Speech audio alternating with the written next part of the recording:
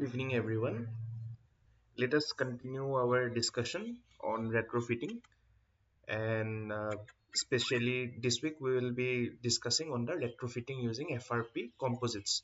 So in there we will be basically in today's lecture studying on the NSM FRP reinforcement, which stands for near surface mounted fiber reinforced polymer reinforcement. So let us continue our discussion. So this lecture will be on near surface mounted FRP reinforcement.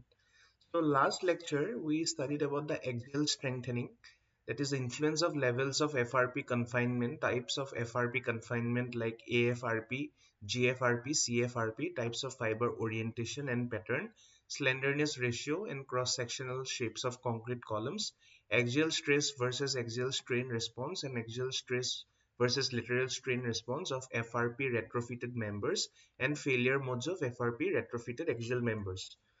So in this lecture, we will be basically we'll be studying about the near surface mounted FRP reinforcement in strengthening of structural members. So how we can use NSM, near surface mounted FRP reinforcement.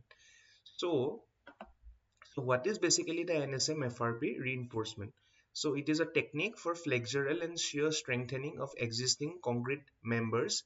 It has been successfully used for many years with conventional steel reinforcement and is now used with FRP reinforcement. Grooves, that is small gaps, okay? So they are basically cut. Grooves are first cut into the concrete cover of RC member, and these voids are cut and FRP reinforcement is bonded therein with an appropriate groove filler, epoxy paste or cement grout. The technique involves cutting a shallow groove in the surface of member and cleaning the groove and installing FRP reinforcing bar or strip or plate and leveling the surface. So this is an example of saw cutting grooves for NSM reinforcement. So they have cut small layers, okay, for the bonding of FRP reinforcement inside them. Okay, so these are the different types of NSM reinforcement. So these are the types of FRP bars for NSM applications. So the NSM reinforcement of various shapes can be present. For example, round, square, rectangular, oval, strip, etc. The round bars are plain as well as spirally wound with a fiber, toe, or ribbed, like the TMT rebar, right? And that is mainly for the bond strength, okay? And there can be varied surface texture. It can be of varied surface texture, which can be smooth, sandblasted, sand coated, roughened with a peel ply surface treatment. And they can be of CFRP, that is carbon fiber reinforced polymer, and GFRP, which can be gypsum, glass, etc. Okay, fiber reinforced polymer.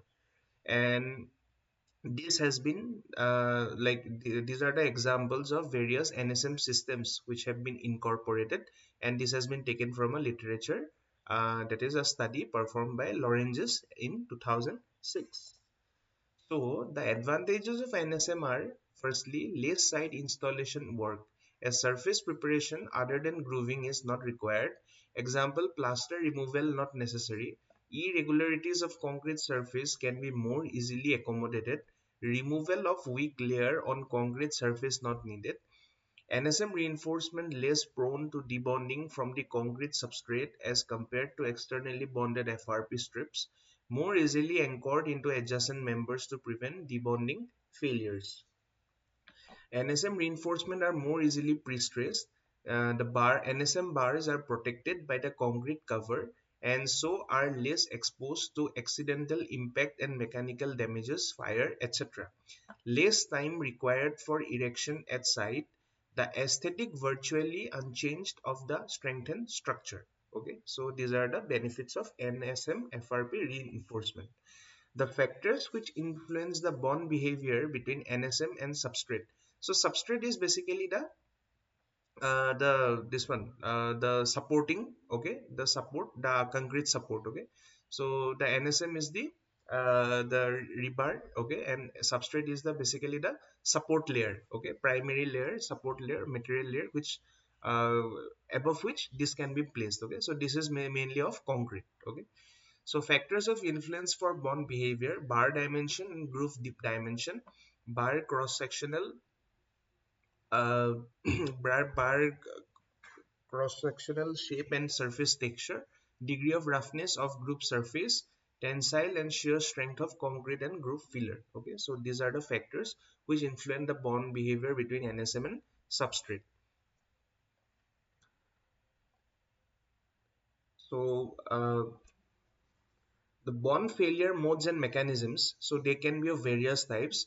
Bond failure at the bar epoxy interface, so it can be pure interfacial failure, BE1, uh, cohesive shear failure in the groove filler, BEC.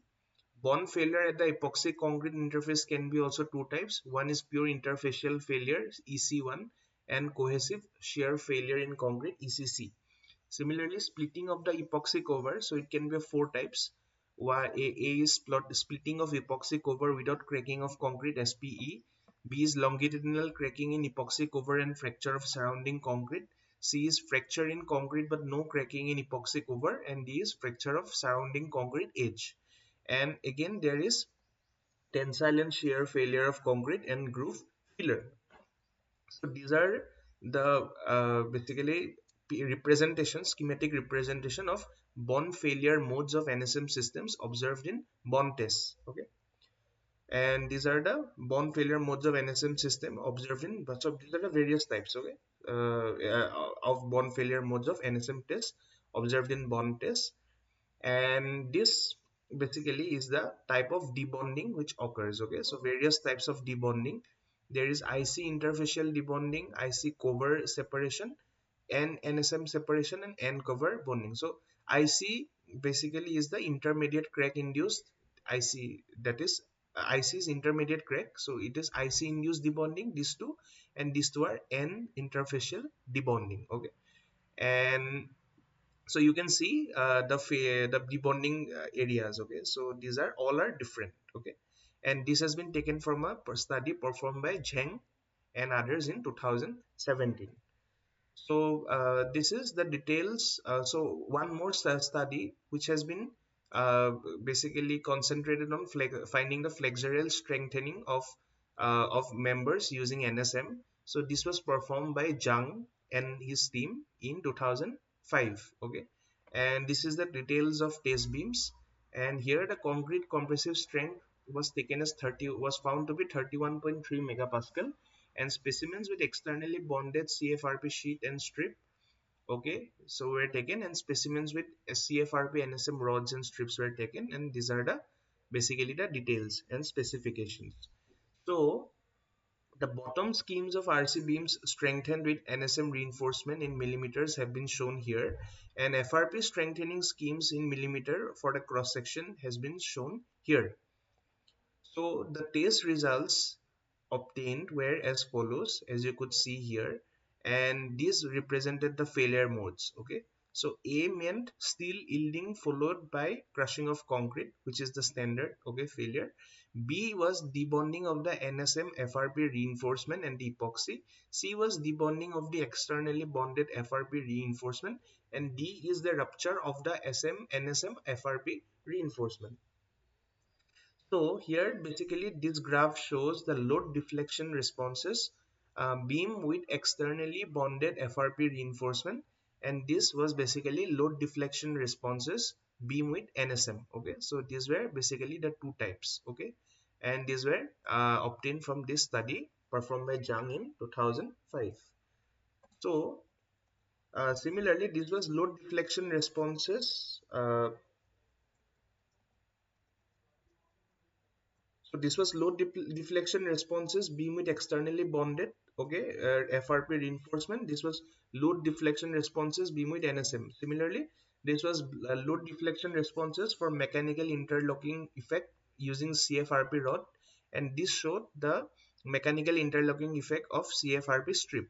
Okay, so various types of behavior were being demonstrated, and again it basically also showed the failure modes. Okay, so you can see the debonding of NSM here. Here you can see the rupture of NSM, and here you can see the rupture of NSM for the different rod. Okay, so these were the two types. Okay, And basically one more study, okay, so it was again done for the flexural strengthening using NSM, and that was done by Wu and others in 2013. Okay, so these are the details of bottom surface of NSM strengthened pre-stressed and non-pre-stressed beams. So these are the details. And concrete compressive strength was of 34.4 megapascal. CFRP bar NSM spirally wound, diameter 7.9 millimeter, tensile strength 2629 megapascal, and tensile modulus 170 gigapascal. So this was the load deflection responses of tested beam. So this was for the non-stressed beams, non-pre-stressed beams, and this was the for the pre-stressed beams. So apart from that, there was also study of shear strengthening using NSM. So that was done by Diaz and Barros in 2013. So there they took 4 series of concrete beams whose details have been shown here. So these are basically T section beams, okay, T beams, and concrete compressive strength was 18.6, 31.1, 39.7, and 59.4 megapascal, and 3 laminate orientation of 90, 60, and 45 degrees were used with levels of CFRP 0.06% to 0.19%. So these were the specimen details as has been shown here. And these are the load deflection curves for control and CFRP NSM strengthened beams. And this was the influence of concrete strength in the effectiveness of NSM CFRP shear strengthening, as you can see here.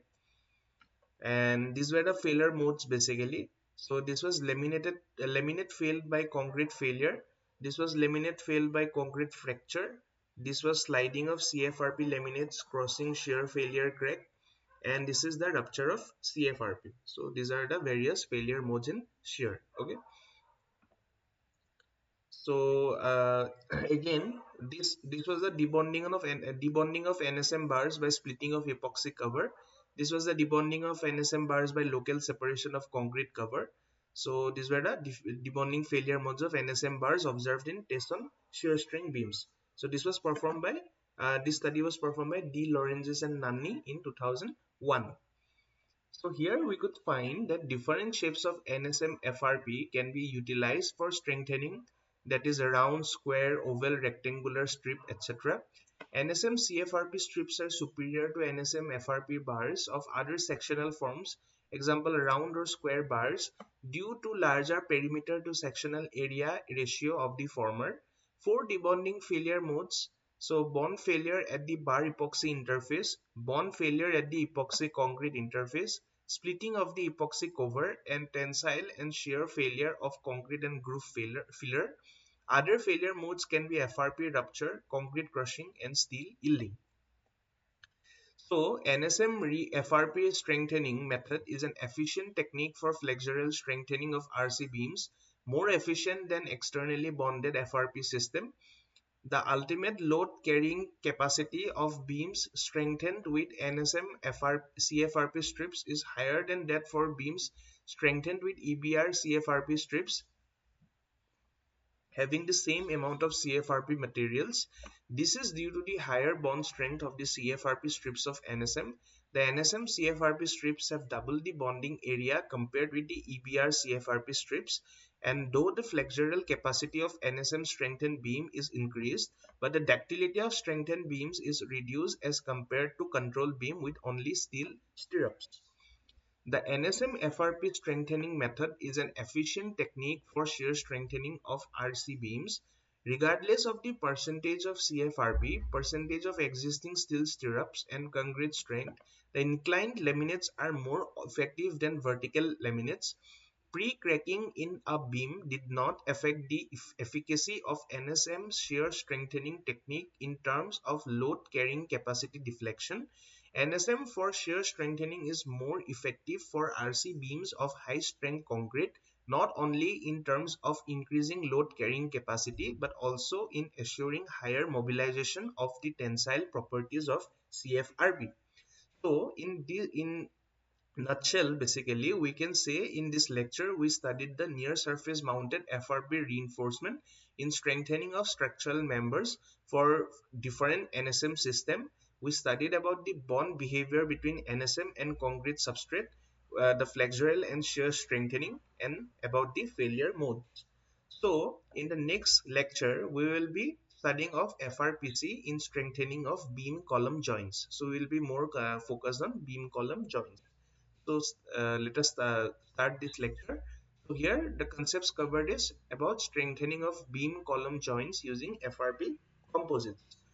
So what is like why is it important beam column joint strengthening? So when the joint is inadequately designed for the present load conditions, including the joint's deficient under seismic conditions, when the joint is inadequately detailed for the present load conditions, including the joint's deficient under seismic conditions, when the joint structure is damaged and requires retrofitting. So these are some of the requirements of joint strengthening, beam column joint strengthening. Apart from that, it can be to enhance the shear and moment capacity of existing beam column joints, to improve the ductility of existing beam column joints, and for complete partial intermittent wrapping of the beam column joints with FRP strips, sheets, plates of varied configuration. So the factors of influence for the beam column joint strengthening can be firstly type of FRP, secondly amount of FRP, thirdly wrapping pattern of FRP at the joint, fourth is reinforcement detailing of the joint, fifth is presence of pre-cracking, and sixth is type of cyclic loading. So, one study in 2003 was performed by Antonopoulos and Triantafilo. So, this was basically for the beam column joint strengthening, and basically these were the details of the specimen which were being used. So, the casting joints with adequate reinforcement, concrete compressive strength 19.5 to 29.5 megapascal. So these were the FRP strengthening configurations as can be seen here, and this was the experimental setup having the test arrangement as such, and this was the displacement controlled cyclic loading basically. Okay, so the displacement control basically gives the it basically helps us to find the strength and load behavior pattern. Okay, so first, slowly applying loads to simulate axial loading on the column by hydraulic jack. Earthquake lateral loads were simulated by applying an alternating force to the end of the beam through an idealized pin. This force was applied in a quasi-static cyclic pattern using an actuator. So these were the test results as could be seen. So here the CFRP strips were of thickness 1.05 mm, tensile modulus 150 gigapascal, ultimate strain 0.016, CFRP sheet having thickness 0.13 mm were used, having tensile modulus of 230 gigapascal and ultimate strain of 0.015, and GFRP strips were used of thickness 0.17 mm and with a tensile modulus of 70 gigapascal and ultimate strain of 0.031. So these were the responses of load versus displacement. Okay, so this is for the control specimen, and these were the FRP strengthening specimens. Okay, so the performance had improved. Okay, with the use of FRP, and the stiffness degradation with displacement plots have been shown here, as well as the energy dissipation versus displacement plots. Okay, so as you can see here, and these were the failure modes basically obtained. One, there was fracture. Okay, debonding initiates here in this region, and debonding at ends of strip also were found. So apart from that, there was one more study done by Joshi and Mukherjee in 2005. So they're casting joints with adequate reinforcement detailing and casting joints with deficient bond lengths at the joint. So this was specimen with ductile joint reinforcement, and this was specimen with non-ductile joint reinforcement. And the concrete, these were the details of the sections used, and the concrete had a compressive strength of 30 megapascal. So these were the properties of various materials used. Okay, so G represented glass here, C carbon, Cp was carbon plate. Apart from that, there was mild steel longitudinal reinforcement and mild steel transverse reinforcement, which was basically the stirrups and tie bars. And So this was the type A strengthening system using use of composite overlays. And basically, so we studied about FRP wrapping and overlays in the last lecture, last week, last class basically. And this was basically the type B. Okay, so it was strengthening system use of procured carbon plate. Okay, so this was the strengthening type B with CFRP plates and wraps, and this was the strengthening type A with GFRP CFRP sheets. So this basically was the experimental setup. Okay, so this was the setup basically, and this was the schematic diagram of test setup used, and the hydraulic jack was shown here, which actually acted as an which helped the actuator to push. Okay, and the displacement was measured by the LVDT. Okay, and this was the beam load cell. Okay, so basically the loading was given by this cell. So this cyclic loading was provided at a rate of 0.25 millimeter per cycle, and each cycle comprises of 3 full waves of same amplitude in 10 seconds. And this was the predefined displacement cycle applied to beam end. So basically, the test results for ductile specimens have been shown here. So this was basically the load displacement responses, as you can see here, and basically the responses for ductile specimens. So load versus deflection envelope plots are shown here. So all FRP reinforced specimens had higher peak loads than the control specimen, and specimens CP1, C2L, G2L, G1L. So these were basically the nomenclature of the various specimens used, and this was the stiffness versus deflection plots. So all FRP reinforced specimens had a total loss of stiffness at a higher displacement level than the control specimen, and energy dissipation versus displacement plots. So this through higher deformation, the FRP reinforced specimens exhibited much higher dissipation of energy. So these were basically the failure modes, as you could see, and these were the failure patterns for the ductile specimens. And these were the failure modes and patterns for the non-ductile specimens. So it was found that both the strength and the dissipated energy of the FRP retrofitted joints increased considerably with the amount of FRP reinforcements. Considerable increase in yield load is achieved for FRP retrofitted joints depending on the amount of FRP. FRP retrofitted joints exhibit enhanced strength regardless of reinforcement detailing and damage state. Both GFRP and CFRP are capable of increasing the strength of joint. So these were some of the observations. Apart from that, the stiffness degradation of FRP retrofitted joints due to applied cyclic load is associated with large displacements.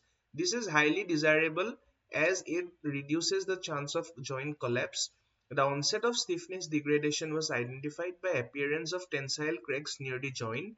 At this point, the steel started to yield and is unable to take any further load.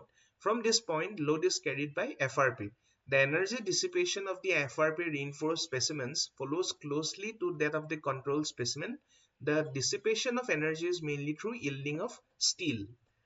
So, through higher deformation, the FRP reinforced specimens exhibit much higher dissipation of energy. This is advantageous as the ability of a structure to survive an earthquake depends to a large extent on its ability to dissipate the input energy. The continuous confinement provided by FRP wraps obstructed the creation of hinge through spalling of concrete at the joint, thus ensures higher performance of the member. So these were some of the observations from the studies that were being concluded. So by concluding this lecture, we could say that we studied about the beam column joint strengthening using FRP composites. There we saw the influence of type, levels and pattern of FRP reinforcement, and influence of internal steel reinforcement, and the load displacement response, stiffness degradation with displacement, energy dissipation with displacement plots, and various failure modes. So the next lecture basically will be studying the various anchorage systems for FRP strengthening. So here the concepts covered will be anchorage systems for externally bonded FRP laminates used in strengthening of structural members.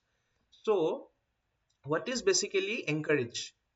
Basically, it is a technique for improving the efficiency of FRP strengthening system. So, encouraging is basically inserting materials for re-strengthening a structure, or connecting various elements, or say for example connecting the or re-strengthening the building with the foundation basically. So this connection, the way of connection is basically the call the anchoring. So the anchorage system basically tries to connect elements, okay, structural elements or any type of elements. So it is a technique for improving the efficiency of FRP strengthening system. And for structural members strengthened with externally bonded FRP system, failure is mostly due to debonding of FRP from the concrete substrate. Bond strength of FRP materials can be improved significantly when sufficient anchorage is provided, which helps in delaying preventing the FRP debonding failure. Anchorage limits the underutilization of FRP system by reducing debonding type of failure. Anchorage system provides sometimes provides ductile failure mode.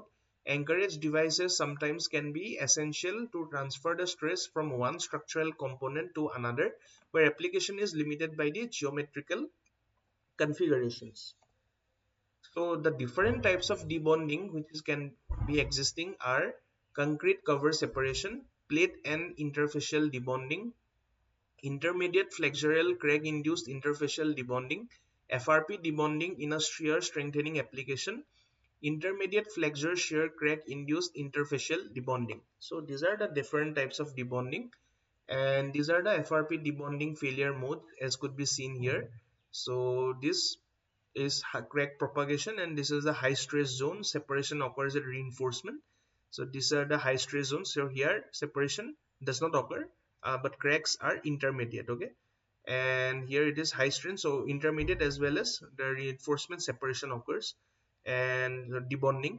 So this is the debonding region here and here, which is intermediate, and here the shear cracks also appear. So three types of encourage systems behavior for externally bonded FRP can be present. Type 1 to prevent or delay interfacial crack opening. Type 2 to increase the total available interfacial shear stress transfer. And type 3 to provide a stress transfer mechanism where no bond length is available beyond the critical section. So let us study the type 1 encourage. So it is used to prevent or delay crack opening at the onset of debonding or failure of the concrete substrate due to tensile normal forces associated with certain debonding failure modes such as plate and interfacial debonding or concrete cover separation. It is commonly used at the termination of FRP laminates and sometimes throughout their entire length. So this is basically the type 1 encourage. Okay, so this type 1 N-curve prevents failure, so using this, and this is a plate and debonding or cover separation occurs. So this is the basically the failure, and using type 1 anchor we can prevent that failure. Then there is type 2 encourage. So it is used to improve the interfacial shear stress transfer, and it is usually achieved by increasing the area over which the shear stress is transferred, generally used when the transfer length is less than the effective bond length, usually due to a geometric conditions of the structural member, or simply to reduce the length of FRP used by increasing the interfacial stress transfer. So this is the type 2 encourage. So as you can see here, it is the type 2 encourage, and this is the location of maximum stress in FRP, and this is the FRP provided for shear strengthening. Okay, so this is the basically the type 2 encourage. Then there is the type 3 encourage. So this is used to provide an alternative stress transfer mechanism when no bond length is available beyond the critical section.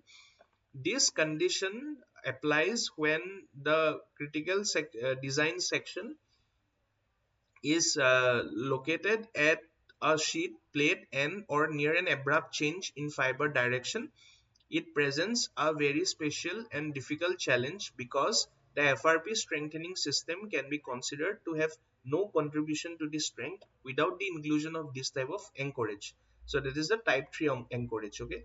So it provides an alternative stress transfer mechanism when no bond length is available, basically, as you can see here. So this is FRP provided for flexural strengthening. This is a type 3 anchorage, and this is the maximum location of maximum stress in FRP. So basically, anchorage systems for flexural members basically are four types. Okay, so the anchorage devices for FRP reinforced flexural members to prevent debonding failure can be U-jacket anchor, metallic anchorage system, FRP anchor, and pi anchor. For the FRP U-jacket anchors, basically, so these are the examples of FRP U-strap layouts, and this is the FRP inclined U-strap.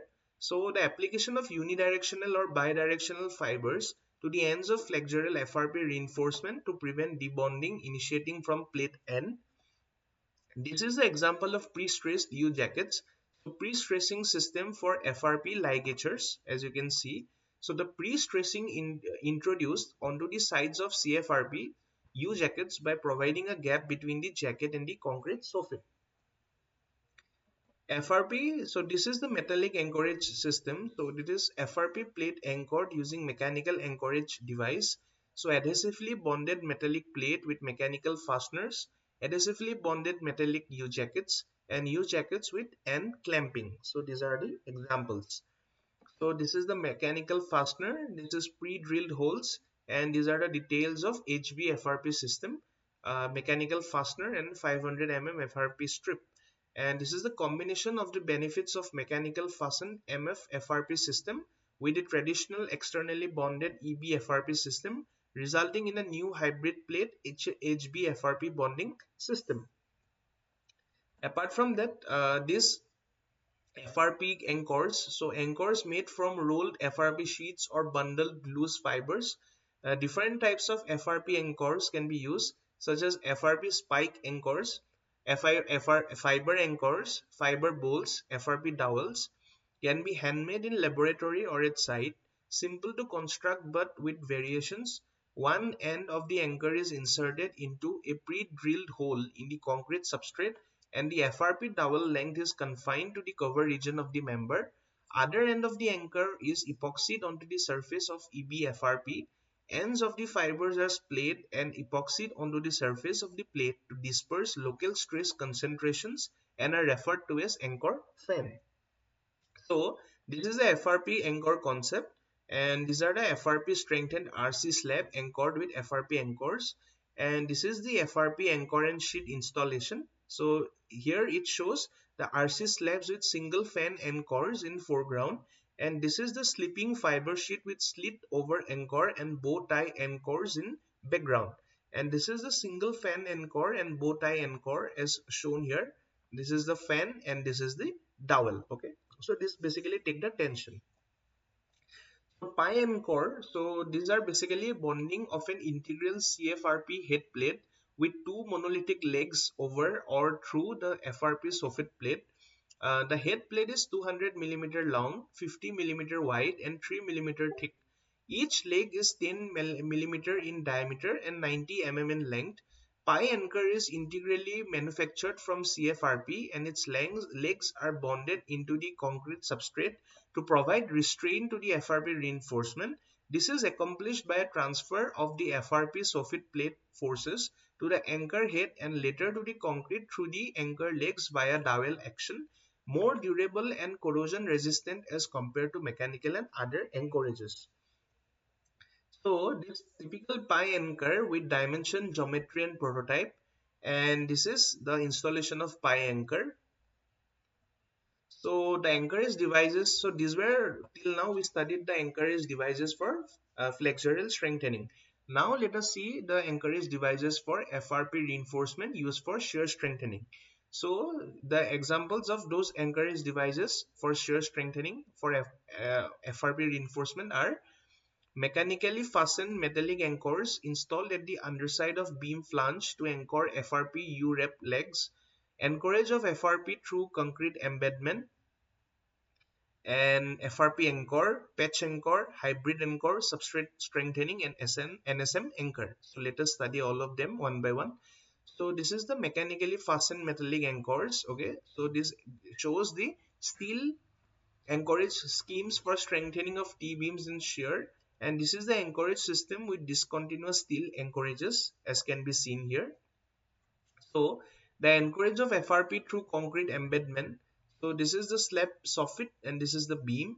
Typical FRP plate embedded 150 mm into beam side with epoxy resin, and this is a typical schematic of typical setup, test setup. And as you can see here, it is basically the anchorage of FRP through concrete embedment. And so this is the typical details of FRP spike anchors. Okay, so typical details of FRP spike anchors are applied to shear applications basically, as you can see here. Okay, and uh, basically this basically is the fan. Okay, and this is the dowel, and then this is the FRP anchorage anchor configuration, as you can see here for spike anchors. Then there is this patch anchor. Okay, so patch anchor consists of bi-directionally oriented fiber sheets bonded to the ends of FRP laminate and adjacent concrete. Each patch anchor used to anchor 20 mm thick 120 mm wide FRP laminates bonded to the concrete with epoxy resin, and this shows the debonding failure depicted in FRP strengthened specimens. So this is specimen with patch anchors and this is unanchored specimen. Then there is hybrid anchors. Hybrid anchor is a combination of FRP anchor and patch anchor. So this is the FRP spike anchors and this is the concrete block with holes. This is a specimen prior to application of final layer of bidirectional fabric sheet. And this is a typical hybrid FRP plus patch anchor configuration. So again we have substrate strengthening. So this is the anchorage with single connector configuration for substrate strengthening. This is the mechanical chase cut into the concrete within the anchorage zone to enhance substrate properties and increase the anchorage strength. Sorry, and this is substrate strengthening anchorage with double connector configuration for substrate strengthening. And then there is NSM anchors. So NSM anchors used for shear strengthening of RC beams. And then there is FRP anchorage system. So schematic of typical U anchors. So you can see the U anchor types, okay, used in T beams. So anchorage systems for externally bonded FRP laminates helps in improving the bond strength of the member. The proper anchorage is capable of enhancing the debonding stress, thus strain, thus improving the flexure and shear capacity of FRP strengthened beam members. Debonding type of failure is significantly delayed or prevented by the use of poor anchorage system in FRP strengthened members. So we could say in summary about this lecture that we studied about the anchorage systems for externally bonded FRP laminates and the need for anchorage, the types of anchorage systems and their configurations, and the benefits of providing anchorages in strengthening by FRP composites. So now let us go to the next lecture, which will be focused on installation of FRP. So here we will be basically covering the concepts related to installation of FRP on existing structural components, and we will be in that we will be studying about the surface preparation, steps for applying of FRP on prepared surface, quality control, repair after FRP application. So, installation of FRP strip sheet laminate wrap as external reinforcement on existing structural components is a specialized work, and it requires several steps before and during installation. It should be used in conjunction with specific application guides provided by the manufacturer, as the exact method of application may vary depending on the material and the supplier. So, the surface preparation, for that, the preliminary surface preparation measures required to ensure a adequate bond can be preparation of concrete substrate, preparation of surface uniformity and surface flatness for adherence of FRP, pull-off testing to ensure for adequate tensile strength of the substrate for the bonding of FRP, addressing environmental conditions such as the presence of excess moisture on the surface of concrete, setting out the exact locations where the FRP is required to be placed. So the preparation of concrete substrate is it is a key element that enables the transfer of forces from the FRP to the concrete member. The substrate should possess sufficient tensile strength, which must be verified through on-site testing prior to bonding of FRP to the surface. After preparation of the concrete substrate, pull-off test may be carried out to determine the efficiency of the bond between FRP and concrete substrate. So it should involve basically all it should involve removal of all cement latents prior to application of FRP. So that is basically the water. Okay, so after the bleeding, okay, so the water which is deposited uh, above the surface, that is the cement latents. Okay, and the surface layer of the concrete should be removed to expose the coarse aggregates to achieve surface roughness.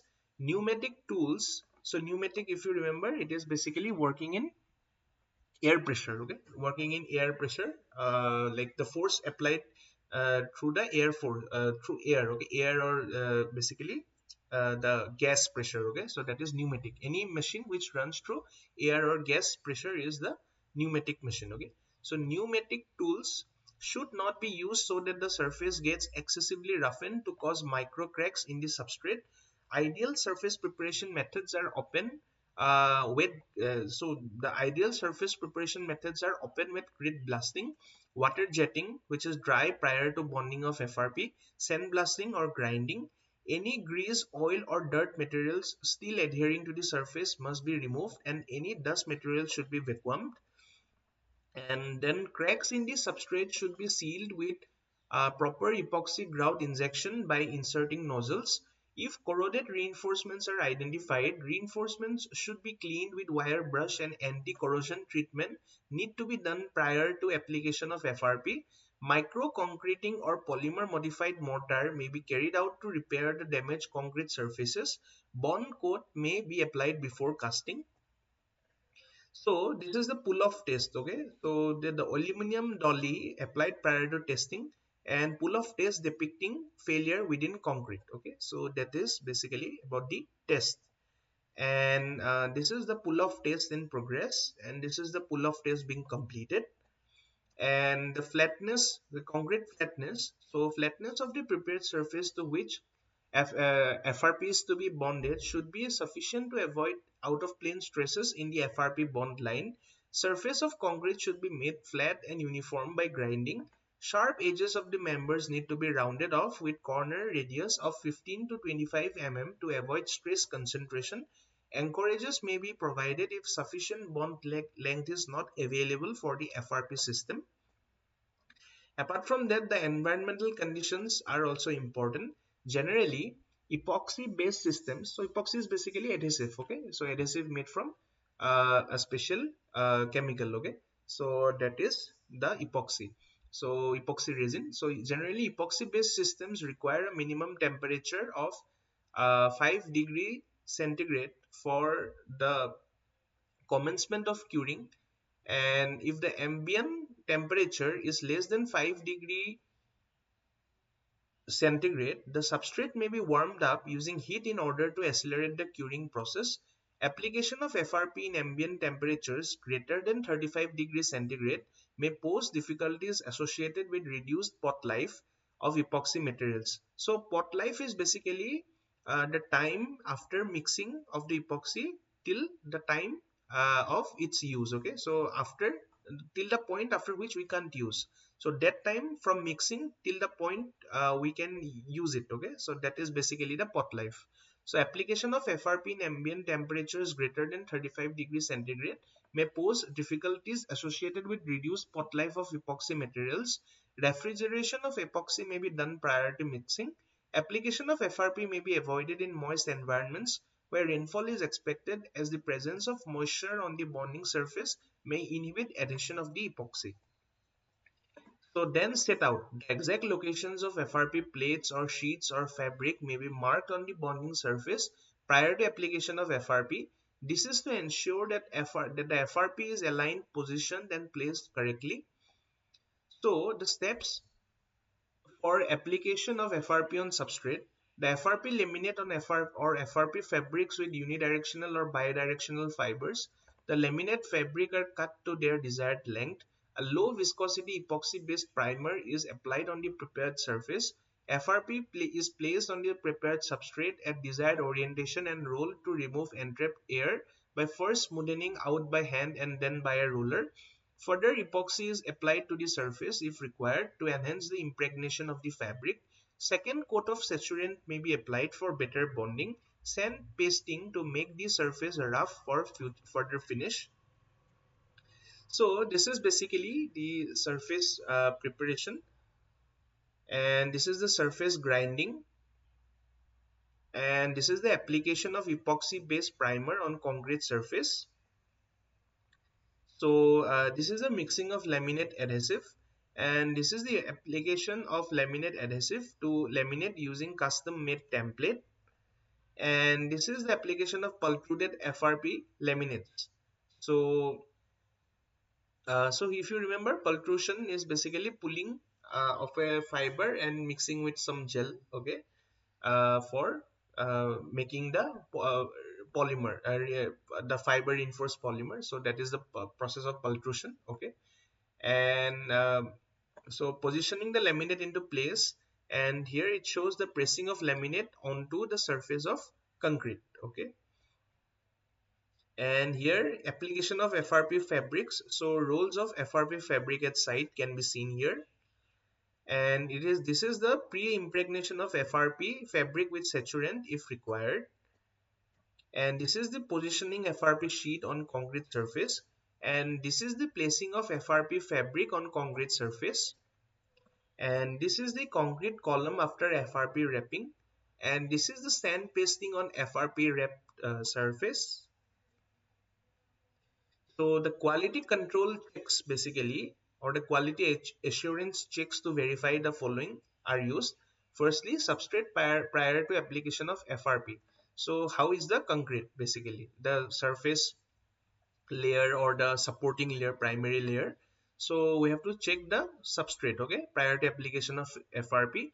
And for that we use the pull-off test to ensure for adequate tensile strength of the substrate, adhesion and durability of epoxy. So extent of cure, dumbbell test, tensile modulus, tensile strength and tensile strain to failure, single lab shear test, adhesion between epoxy and FRP in terms of average shear strength, on-site laminate coupon test to verify the appropriate mixing of epoxy and wetting out of fabric with the correct volume of resin, volume or resin. And then there is strength of FRP. So for quality of control, so we check the thickness, GSM, that is gram per square meter, or GM per gram per meter square, and density, fiber directions, tensile strength, ultimate strain percent, etc. Then there is visual inspection after completion of installation to make any visible defects in the application or in the finished product, to make note of any delamination, dry spot, air void, bubble, etc. present within or on the surface of FRP retrofitted member. Repair after FRP application. So repair of defects in FRP applications such as air voids, bubbles, etc. can be done by injection of resin into voids. Process involves drilling a small inlet and outlet hole into the air pocket to ensure that air can escape, and using a syringe to fill the air void with epoxy. If the delaminated basically if the delaminated or defective area is large, the defective area may be cut out and replaced with new material. So in this lecture, we basically understood the techniques for installation of FRP systems. So there we studied the preparation of concrete substrate, application of pultruded FRP laminate systems, application of FRP fabrics, quality control, repair after FRP application. So next lecture, we will be basically studying about the design considerations. So here we will be studying design considerations for FRP strengthening system. So these design considerations, they are based on limit states design application principles, where we use the partial factor of safety. So approach sets acceptable levels of safety for the occurrence of both serviceability limit states, excessive deflections and cracking, and ultimate limit states, failure, stress, rupture, and fatigue. And in assessing the nominal strength of a member, the possible failure modes of and the subsequent strains and stresses in each material should be assessed. So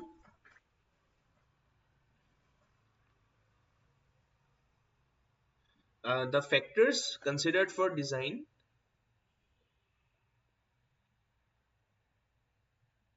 So the various factors considered for the design are strengthening limit, that is the limiting strength criterion for existing structure, strength and serviceability requirements, that is strength and load factors for the structural components, and FRP strength reduction factor, so that is uncertainties inherent in FRP system. So the strengthening limits are imposed to guard against collapse of the structure. Non-retrofitted structural members without FRP should have sufficient strength to resist a certain level of load, so that if the FRP system is damaged, the structure will still be capable of resisting a reasonable amount of load without collapse. Existing strength of structure phi Rn greater than equal to 1.1 SDL plus 0.75 SLL new, where Rn is the nominal strength of a member. So nominal strength is basically the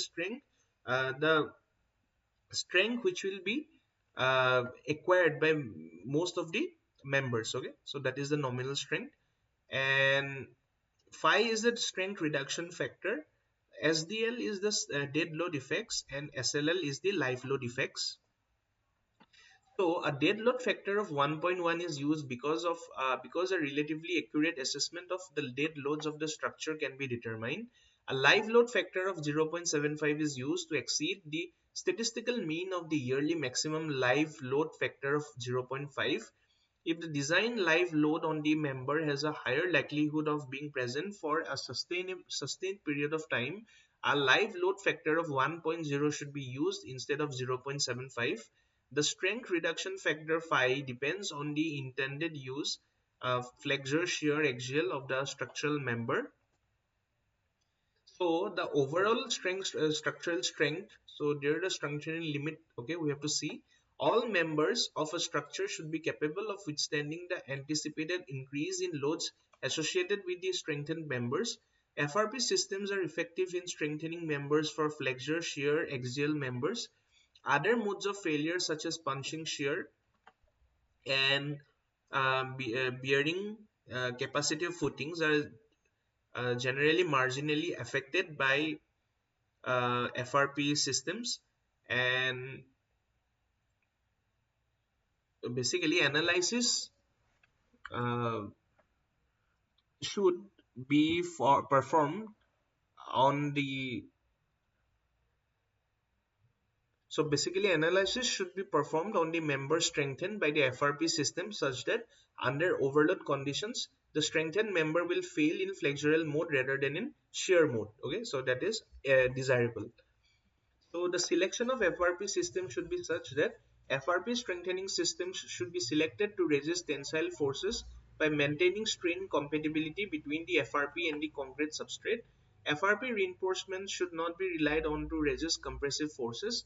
However, it is acceptable for the FRP members to experience compression due to moment reversals or changes in load pattern, so that is the cyclic loading, and compressive strength of FRP should be neglected. The material properties like ultimate tensile strength reported by manufacturers generally do not consider long-term exposure to environmental conditions, and the selection of FRP systems should be based on loading considerations. So is it dead load, live load, impact load, fatigue, creep? Then there is environmental considerations. Are there thermal expansion, alkalinity, acidity, electrical conductivity, etc.? And also durability considerations. So is it hot wet cycling, freeze thaw cycling, salt water, UV exposure, alkaline immersion, etc.? So the loading considerations, if we talk about the stress levels in FRP, as service loads is limited by its creep rupture properties or fatigue resistance.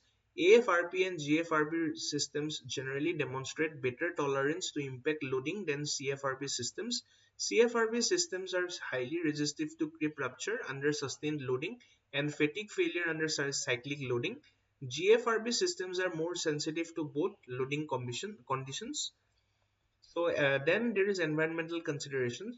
Mechanical properties such as tensile strength, ultimate tensile strain, and elastic modulus of some FRP systems may degrade under exposure to certain environments such as alkalinity, acidity, high temperature, etc. Dry, unsaturated bare carbon fiber is resistant to alkaline and acidic environments, whereas bare glass fiber degrades over time. Different thermal expansion properties of resin and fiber and different from that of concrete. Carbon fibers have small coefficient of thermal expansion, whereas glass fibers have similar to that of concrete. So then there is durability considerations. Mechanical properties such as tensile strength, ultimate tensile strain, and elastic modulus may degrade under various exposure conditions. Weathering actions like hot wet cycling, alkaline immersion, freezing thawing cycling, ultraviolet exposure, dry heat, and salt water exposure.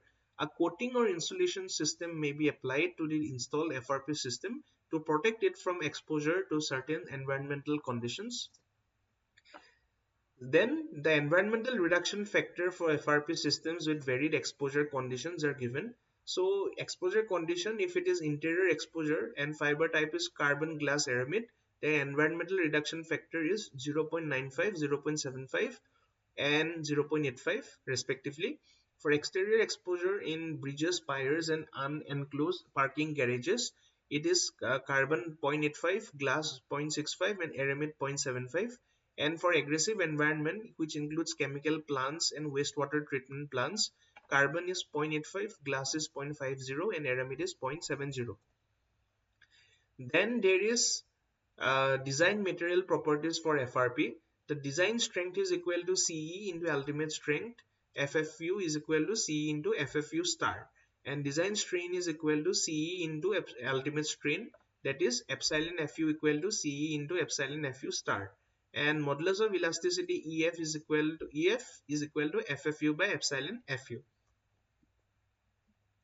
So that is ultimate strain and the ratio between that design strain by design strain gives the modulus of elasticity. And additional strain reduction factor for FRP to account for lower reliability of the material, psi is equal to 0.85. Okay, so we are basically underestimating the performance of the structure, okay, for lower reliability. So basically, if we talk about this lecture, we basically understood the design considerations for FRP strengthened members. There basically we studied about the strengthening limits, strength and serviceability requirements, and FRP strength reduction factor. With this, we come to the end of the notes, okay, the lecture part. Now let us go to the solve problems.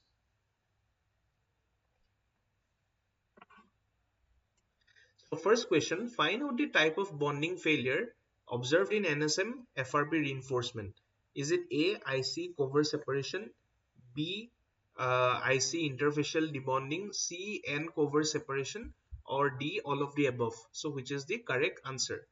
So if you see the intermediate crack induced debonding, so and interfacial debonding, so all the types of debonding are present for NSM FRP reinforcement. So there is IC cover separation, then there is IC interfacial debonding, and then there is N cover separation too. Okay, so all the types of debonding are failure debonding is observed in NSM FRP reinforcement. So D, all of the above is the correct option. Second question, statement 1, groove surface roughness doesn't affect the bond behavior between NSM and substrate. Statement 2, for a circular near surface mounted NSM FRP reinforcement, bond behavior between NSM and substrate doesn't depend on the shape of the groove. So A, 1 is correct, B, 2 is correct, C, both of them are correct, or D, none of them is correct. Which is the correct option? So if you see here, the groove surface roughness, if you see, so it depends, okay, so it is it affects the bond behavior. Okay, it affects the bond behavior between NSM and substrate. Okay, groove dimension or surface. So that's why one is it affects it, doesn't affect is wrong basically. Okay, so one is incorrect. And if you see here FRP, so the shape of the groove, okay, so shape, okay, so shape of the groove, so degree of roughness and the groove dimension, okay, so that's why, so that also depends. Okay, so for a circular near surface mounted NSM FRP reinforcement, bond behavior between NSM and substrate depends on the shape of the groove too. Okay, so shape as well as the roughness. Okay, so roughness also matters and shape also matters, dimension, so both are matters. So 2 is also incorrect, so 1 is also incorrect, 2 is also incorrect, so D, none of the statements is correct is the right option. Okay, so D, none of the statements is correct is the right option. Third question, statement 1, FRP NSM reinforcement less prone to debonding from the concrete substrate as compared to externally bonded FRP strips. And statement 2, FRP NSM bars are prone to accidental impact, mechanical damages and fire. A, statement 1 is correct, B, 2 is correct, 3 both are correct, or D, none is correct. Okay, so if you see the first statement, FRP NSM reinforcement is less prone to debonding from the concrete substrate as compared to externally bonded FRP strips. So that is true. Okay, NSM reinforcement less prone to debonding from the concrete substrate as compared to externally bonded FRP strips. Okay, so one is correct. And FRP NSM strips are bars are prone to accidental. So if you say, this is not correct. Okay, so NSM bars are protected by the concrete cover and so are less exposed to accidental impact and mechanical damages, fire, etc. So they are less exposed. Okay, and so this is less exposed, not prone. Okay, so this is incorrect. Statement 2 is incorrect, so only one is correct. So A, statement 1 is correct is the right option. So correct option is A, statement 1 is correct. Fourth question, identify the type of failure of this FRP NSM reinforced flexural member. So A, rupture of FRP NSM bars, B, sliding of FRP NSM bars, C, debonding of FRP NSM bars, or D, none of the above. Which is the correct option? So if you see here, so this photo, it represents the debonding of NSM bars by local separation of concrete cover. Okay, so that is debonding of FRP NSM bars. So C, debonding of FRP NSM bars is the right option. Okay. Fifth question, statement 1, encouraged system provides ductile failure mode of an FRP retrofitted flexural member. Statement 2, encouraged reduces debonding type of failure of an FRP retrofitted flexural member. Okay, so 1 is correct, 2 is correct, both are correct, or none of them is correct. So which is the right option? Okay, so encourage system provides ductile failure mode of an FRP retrofitted flexural member. So this is true. Encourage system sometimes provides ductile failure mode. Okay, so 1 is correct. And encourage reduces debonding type of failure of an FRP retrofitted flexural member. So that is also correct. Bond strength of FRP materials can be improved significantly when sufficient anchorage is provided, which helps in delaying preventing the FRP debonding failure. Okay, so 2 is also correct. 1 is also correct, 2 is also correct, both are correct. So C, both statement 1 and statement 2 are correct. Sixth question, which kind of anchorage is used to delay interfacial crack opening in FRP retrofitted beam? A, type 1 anchorage, B, type 2 anchorage, C, type 3 anchorage, or D, all of the above. So if you remember, for delay interfacial crack opening, okay, so for to delay interfacial crack opening in FRP retrofitted beam, type 1 basically anchorage is used, if you remember. So it is used to prevent or delay crack opening at the onset of debonding or failure of the concrete substrate due to tensile normal forces associated with certain debonding failure modes such as plate and interfacial debonding or concrete cover separation, commonly used at the termination of FRP laminates and sometimes throughout their entire length. Okay, so A, type 1 anchorage is the right option. Seventh question, statement 1, patch anchor is used for flexural strengthening of FRP retrofitted beams. Statement 2, NSM anchor is used for shear strengthening. So one is correct, two is correct, both are correct, or none of them is correct. So if you see here, patch anchor, it is an example of shear strengthening. Okay, so it is not the example of flexural strengthening. Okay, so therefore one is incorrect. And NSM anchor is used for shear strengthening. So yeah, it is correct. Okay, NSM anchor is used for shear strengthening. So two is correct. One is incorrect, two is correct. So B, only statement two is correct is the right option. Eighth question. Statement one. Installation of FRP strips sheet laminate wrap as external reinforcement on existing structural components. Surface of concrete should be made flat and uniform by grinding. Statement 2. Anchorages may be provided if sufficient bond length is not available for the FRP system. So A statement 1 is correct. B statement 2 is correct. C both statement 1 and statement 2 are correct, and D none of them is correct. So if you see here, so uh, so for installation of FRP strips sheet laminate wrap as external reinforcement or existing structural components, surface of concrete should be made flat and uniform by grinding. Okay, so that is true. Surface of concrete should be made flat and uniform by grinding. So one is correct. And anchorages may be provided if sufficient bond length is not available for the FRP system. Okay, so that is also true. Anchorages may be provided if sufficient bond length is not available for the FRP system. So both are correct. So C, both statement 1 and statement 2 are correct is the right option. So C, both statement 1 and statement 2 are correct is the right option. Ninth question. Generally, epoxy-based systems require a minimum temperature of dash degree centigrade for the commencement of curing for an FRP retrofitted member. A5, B15, C25, D35. So which is the correct option? So if you see here, generally epoxy-based systems require a minimum temperature of 5 degrees centigrade for the commencement of curing. If the ambient temperature is less than 5 degrees centigrade, the substrate may be warmed up using heat in order to accelerate the curing process. So A5 is the right option. So therefore A5 is the right option. 10th question.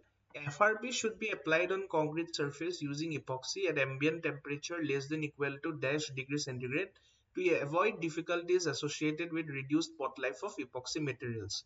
So which is the correct option? A5, B15, C25, D35. So if you see here, application of FRP in ambient temperatures greater than 35 degrees centigrade may pose difficulties associated with reduced pot life of epoxy materials. Refrigeration of epoxy may be done prior to mixing.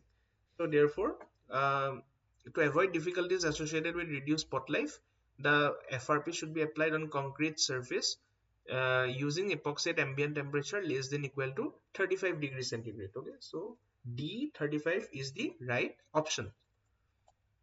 So with this, we come to end of today's tutorial TA class session.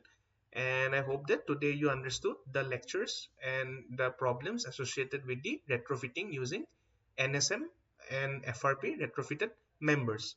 So with this, I would like to end today's class. Let us meet again with the next week's lecture as well as problems, solve problems. With this, I would like to end today's discussion. Thank you.